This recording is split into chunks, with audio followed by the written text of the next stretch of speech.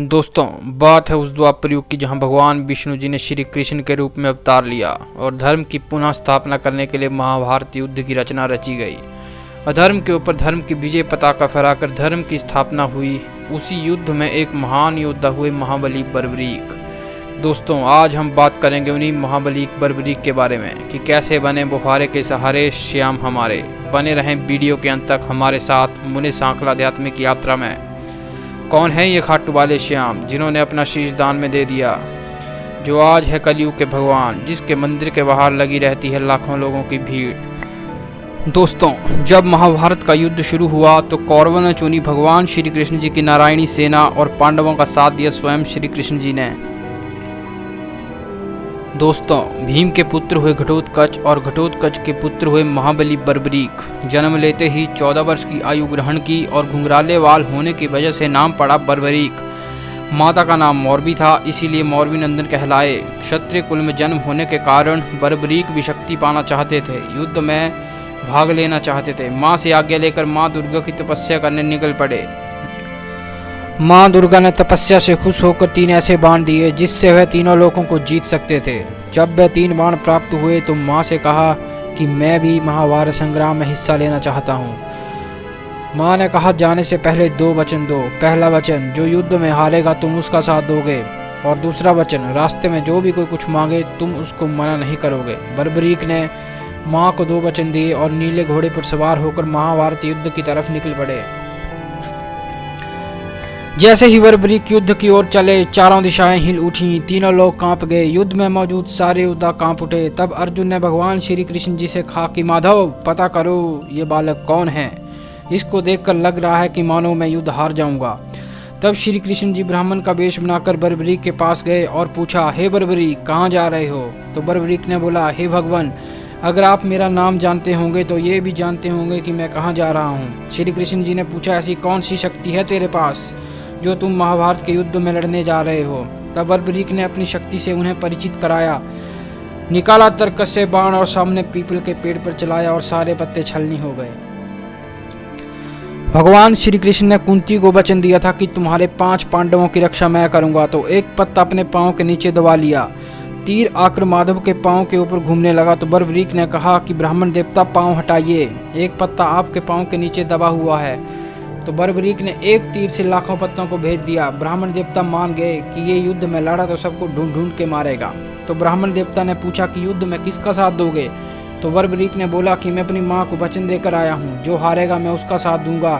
तो ब्राह्मण देवता बोले, अगर पांडव हारे तो तू पांडव का साथ देगा, और अगर कौरव हार रहे होंगे तो तू कौरव का साथ देगा। इस तरह तो युद्ध कभी खत्म ही नहीं होगा। तो बर्बरीक बोले, प्रभु मेरा मार्गदर्शन करो। तो ब्राह्मण देव ने कहा कि आने वाले समय में कलयुग में इस धरती के कल्याण के लिए शीश का दान चाहिए, और वो शीश का दान किन्हीं 3 में से एक का होगा।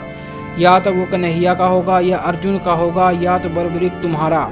कन्हैया की बलि में ले नहीं सकता क्योंकि उन्होंने युद्ध रचना है। अर्जुन की बलि में ले नहीं सकता क्योंकि उन्होंने युद्ध खेलना है। और बचे तुम। बर्बरीक ने माँ को वचन दिया था कि जो भी उनसे कुछ मांगेगा वो मना नहीं करेगा। निकाली बर्बरीक ने तलवार और कहा, जो शीश का दान मांग सकता है वो साधारण ब्राह्मण नहीं हो सकता। आप अपने असली रूप में आइए।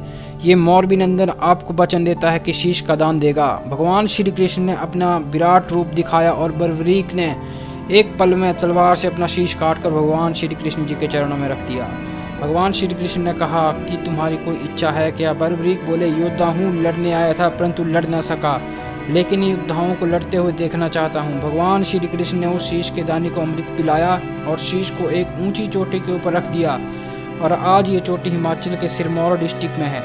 आइए दोस्तों, जानते हैं कि कैसे टूटा पांडवों का विमान और कैसे बने बर्बरीक कलयुग के भगवान। जब महाभारत का युद्ध खत्म हुआ तो पांडव युद्ध जीत गए। मन में अभिमान आ गया कि युद्ध हमने जिताया है। तो पांडव ये सोचने लगे कि ये बताएगा कौन कि किसने युद्ध जितवाया। तो सभी ने फैसला किया कि ये तो मुरली वाला श्याम ही बता सकता है। तो सभी पांडव भगवान श्री कृष्ण के पास चले गए और पूछा, बताओ माधव, ये युद्ध किसने जितवाया। तो श्री कृष्ण जी ने कहा कि मैं तो अर्जुन का सारथी बना हुआ, तो मैं कैसे बता सकता हूँ कि किसने युद्ध जितवाया।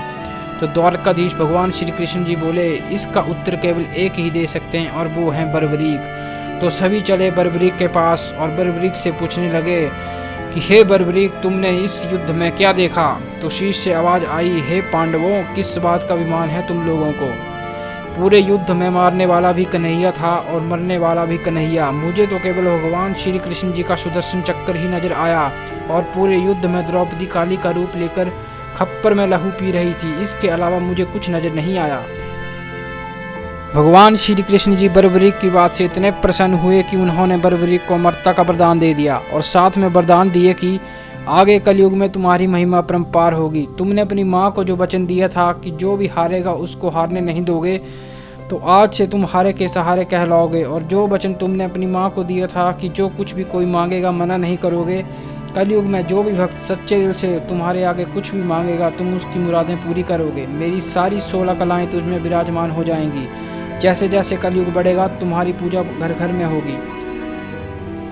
और तभी से बर्बरीक कहलाए शीश के दानी, हारे के सहारे और कलयुग के अवतार। आज के समय में खाटू श्याम जी की महिमा जन जन तक पहुंच रही है और लाखों श्रद्धालु भक्त हर दिन दर्शन करने खाटू श्याम आते हैं। तो दोस्तों, ये थी महिमा खाटू श्याम जी की कि किस तरह बर्बरीक बने खाटू श्याम। उम्मीद है आपको वीडियो पसंद आई होगी। क्या आप भी हैं खाटू प्रेमी? कमेंट बॉक्स में ज़रूर बताइएगा। और ऐसी ही और वीडियो के बारे में जानने के लिए चैनल को लाइक शेयर सब्सक्राइब करना ना भूलें और बने रहें हमारे साथ आध्यात्मिक यात्रा में।